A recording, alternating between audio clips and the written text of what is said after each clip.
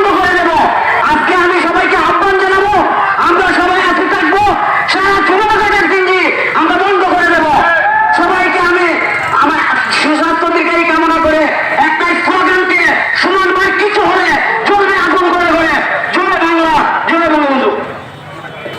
এই পর্যায়ে সংক্ষিপ্ত বক্তব্য রাখার জন্য অনুরোধ করছি সাতটা ওবাদা ইউনিয়নের সাবেক চেয়ারম্যান, চুনারঘাট উপজেলা আওয়ামী লীগের সহসভাপতি জনাব রজমান চেয়ারম্যান সাহেবকে সংক্ষিপ্ত বক্তব্য। আজকের এই প্রতিবাদ সভা সম্মানিত সভাপতি, উপস্থিত বিভিন্ন সংগঠনের নেতৃবৃন্দ, উপস্থিত চুনারঘাট উপজেলার বিভিন্ন পর্যায়ে শ্রেণী থেকে এসেছেন, সকলের প্রতি আমার সালাম, আসসালামু আলাইকুম ওয়া রাহমাতুল্লাহ। আজকে আমরা এটি প্রতিবাদ করতে এসেছি।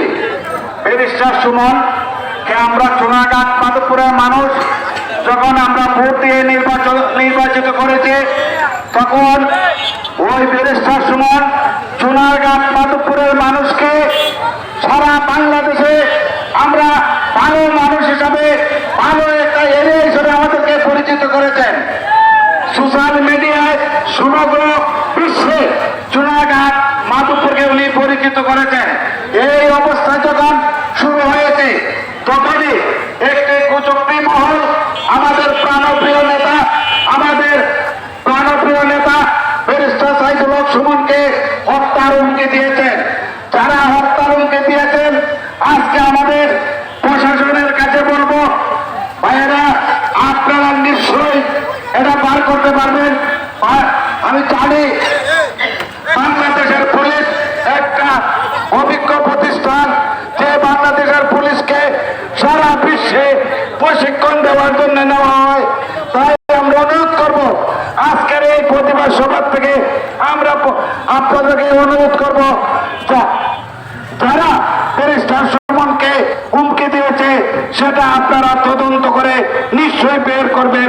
যতদিন পর্যন্ত আপনারা বাইর না করবেন, ততক্ষণ পর্যন্ত মাধবপুর চুনারঘাটের মানুষ রাজপথে থাকবে ইনশাআল্লাহ। আমি আর বক্তব্য বাড়াই না। আমরা ব্যারিস্টার সুমনের জন্য দোয়া, আল্লাহ পাক রব্বুল আলামিনের কাছে আমরা দোয়া চাই। আমি মনে করি আজকে মঙ্গলবার আমরা চুনারঘাটের যত মসজিদ আছে, আগামী শুক্রবার জুম্মা নামাজের পরে আমরা যাতে মিলাদ মাহফিল করে ব্যারিস্টার সুমনের হায়াত কামনা করে, এই আশা প্রত্যাশা ব্যক্ত করে আমি আমার বক্তব্য শেষ করলাম। জয় বাংলা, জয় বঙ্গবন্ধু।